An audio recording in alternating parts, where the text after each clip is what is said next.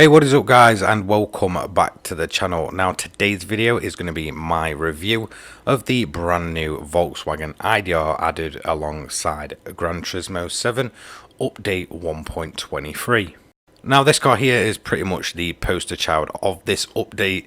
Now it's going to be hit and miss for a lot of people. There's a lot of purists out there that absolutely avoid the EV cars like the plague. However, I'm indifferent and I just like cars for the sake of, what they are and kind of what they bring to the table. So if you want to purchase this car, you can purchase it for 2 million credits from the Volkswagen dealer. As you can see, overall it's running 867.81 performance points. It is four-wheel drive with 670 brake horsepower and a weight of just over 1,000 kilogram. As you can see, it says at the bottom that it's an EV or an electric vehicle. So let's go ahead and hit up the Nürburgring. Now before I get into my thoughts and opinions on this car, this is how we do these review videos. Now usually I would essentially take them in its out of the box form, so no tunes, nothing like that, around the Nürburgring for a hot lap, and we'll rank it on a lap time leaderboard. Then we'll modify the car and go over to high speed ring and do the same again with a separate leaderboard. However, this car has nothing in the way of modifications really. The only thing being, it does actually have a cosmetic at the side, which I don't have added on here because that would essentially go against the rules. And in terms of performance, well, there's not really much to, necessarily gain out of this car, so I didn't want to go over the top, and I just want to do a normal standard review on the car itself. Without having to sort of fiddle with things and just sort of make the craziest build possible. Now the car itself, so like I said, it's going to be a bit hit and miss with a lot of people. Update 1.23 was a bit disappointing for most people due to the fact it has actually 2 EV cars in it and only one sort of standard, motored engine car. So we do have the Porsche VGT Spider and the Silvia S14 alongside this one, which their reviews will be coming up.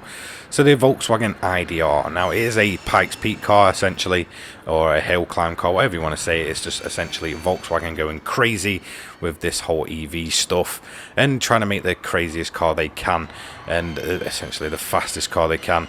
Now I genuinely do like this car. The footage of it I think is genuinely really cool, watching it race up Goodwood or hit up Pikes Peak.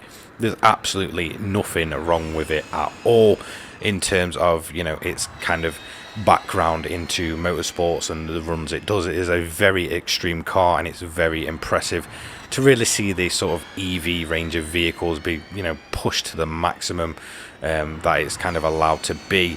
I genuinely absolutely love the look of this thing. It's kind of reminiscent or a mix between sort of, I guess, the hypercar class that we have at Le Mans and obviously like the old LMP vehicles. I genuinely could see this sort of taking part in that hypercar class. I absolutely love the sort of flat wheels on this thing where there's kind of no indentation. It's just really kind of awesome the way this looks. It does actually feature a drag reduction system, and you will probably see that wing moving about and opening up as I sort of work my way around the Nürburgring. It seems very much more usable than it is on a lot of cars. It doesn't really cause the car to spin, so you can find yourself essentially holding the DRS button down for much longer periods of time, which I did find very helpful. Now let's talk about the performance.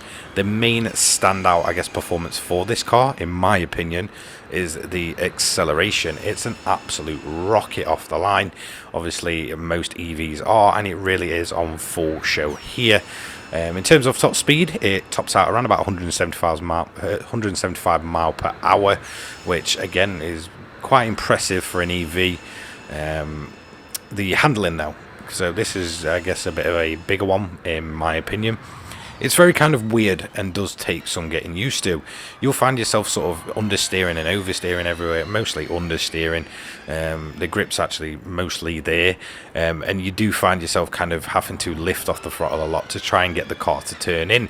You'll probably notice throughout some of this video or gameplay clip, whatever, as we're going around the Nürburgring, I'm missing quite a lot of my apexes, and that's because it really does take a lot of getting used to. Another kind of quirk is the fact that it's so kind of on the ground that running curves is definitely not recommended when running this car, so try and avoid them at all cost. Now, this is probably one that you probably won't imagine me saying in terms of EVs and such, but I genuinely do enjoy the sound of this thing. I think it's, very much spot on if you ever watch clips of this, and it does feel very authentic when you're driving it and just kind of listen to it when it plays back. So here is the sound design for the Volkswagen ID.R in Gran Turismo 7.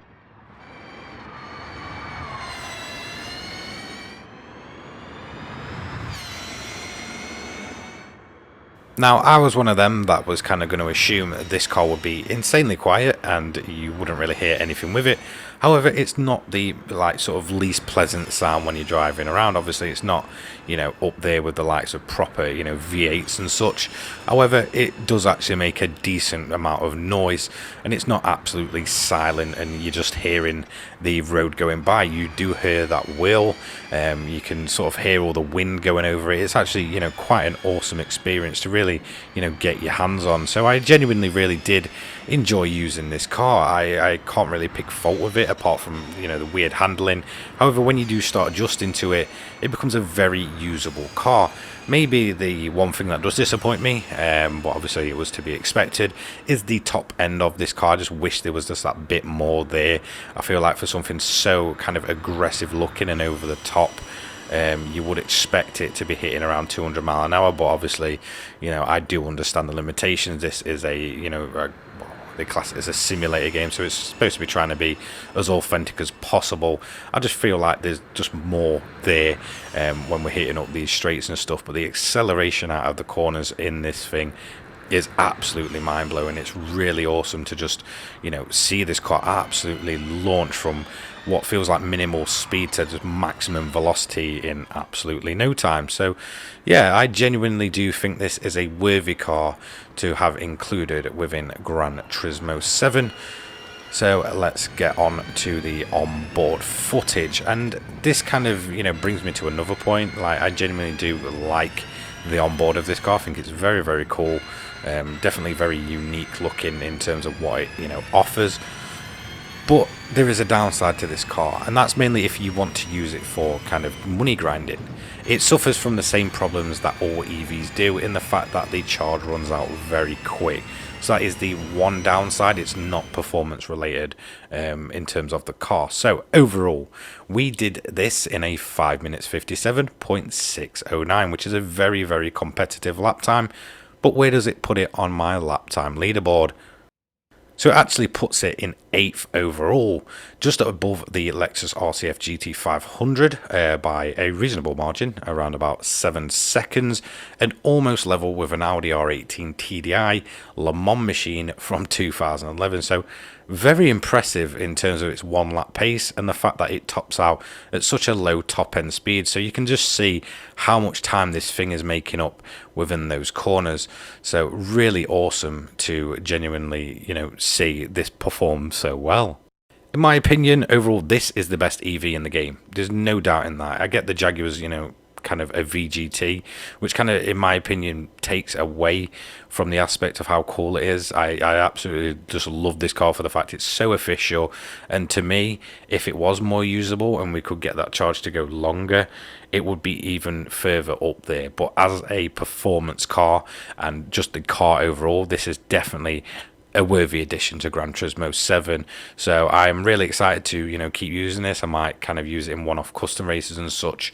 So yeah, it's a little steep price point for what you're really going to use it for, but it's definitely a bit of a showpiece in terms of looks. So that is going to be it for today's video. Don't forget to like, comment and subscribe. Turn those notifications on so you never miss an upload from myself, and I'll see you all in the next one. Take care, guys. Peace.